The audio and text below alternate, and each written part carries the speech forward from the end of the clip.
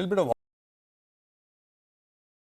Jitendra Sriram is Senior Fund Manager at Baroda BNP Paribas Mutual Fund. Jitendra, good to have you. Your thoughts on EV scooters and Ola, if you will. I don't know if you own the name.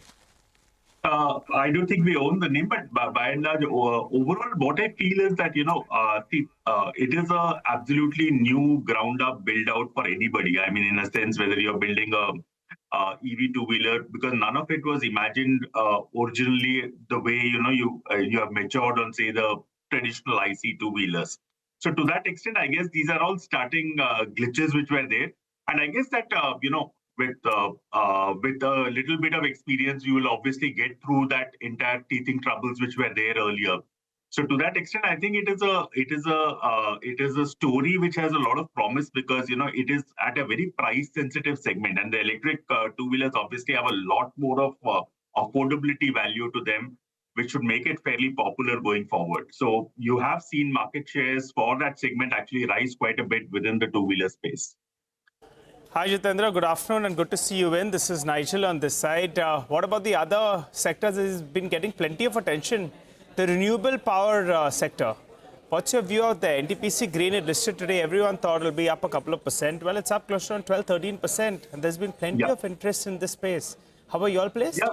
Yeah, I think the point is that this is one of those segments of the market which are actually witnessing a lot of Capex as such. So, we have seen this time and time again. Even the existing utility plays, they are seeing a lot of growth on the renewable portfolio. So this is definitely one area which is seeing a lot of money inflow, and also the way the discoms are actually adding to the renewable purchases and the kind of ramp up that is happening. So it's almost up almost 70-80% in YOY terms in terms of the power contracting capacity. So to that extent, I think it is definitely a space which should do well for the next couple of years at least, till we meet our medium-term targets on the renewable side. And the fact is, today, given the way the equipment prices are falling, it is actually becoming a far more competitive source also. See, earlier, it needed a lot of crutches of governmental support, subsidies, etc. But with prices coming off and technology stabilizing, I think it is becoming competitive on its own standing. Jitendra, hi. Afternoon. Just about a few months back when we had spoken, I think your small cap exposure in your funds was quite negligible. Are you, given the fall that we've seen in the mid and the small cap stocks, have you added on to your positions, and what would the call be now on the markets overall?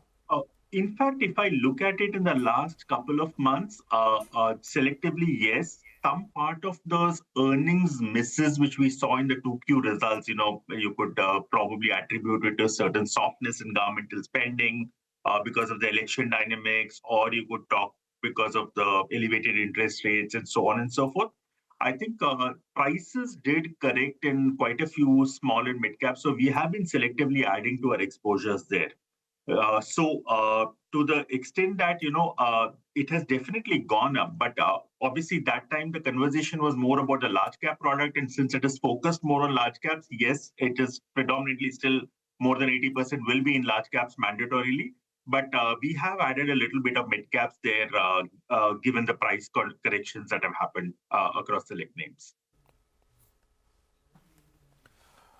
Okay, all right. I think we are just approaching the 3 p.m. mark with the market, which I think is taking a small sort of dip. Jitendra, I don't know if you have time for one more question, or should we go across to the Mahindra? Okay, I think, Jitendra, what we'll do is we'll wrap up our conversation here. Shorter one. We have the M&M interview coming up.